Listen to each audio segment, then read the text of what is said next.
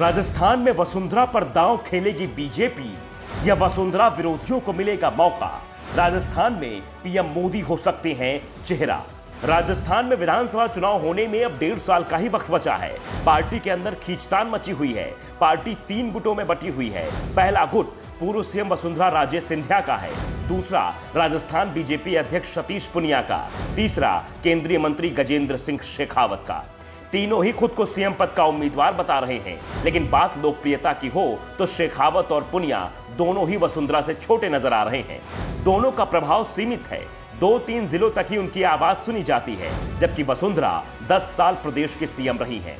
पूरे प्रदेश में उनका प्रभाव है। बीजेपी के 70% विधायक और राजस्थान से चुनाव जीते 60% सांसद वसुंधरा के साथ हैं।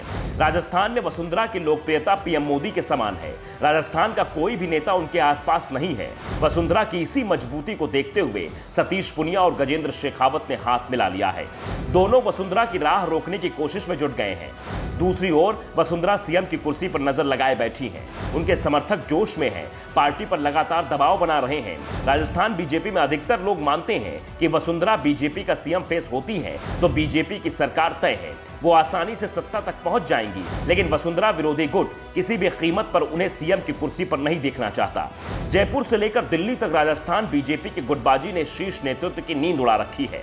दावा है राजस्थान में तो 5 साल बाद सत्ता बदलनी है। वसुंधरा हो या कोई और, सत्ता बीजेपी को ही मिलनी है।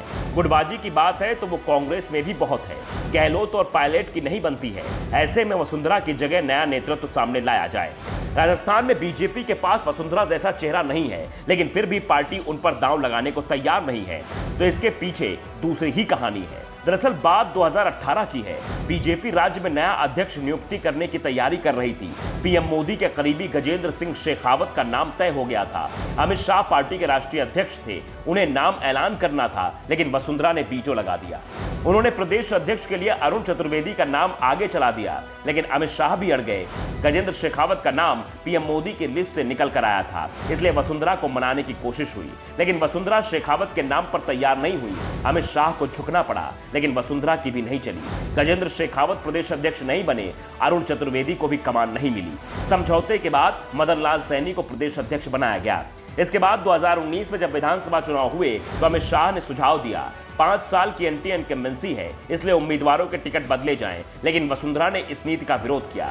एक बार फिर वसुंधरा की चली, अधिकतर विधायकों को टिकट मिल गए, लेकिन पार्टी हार गई।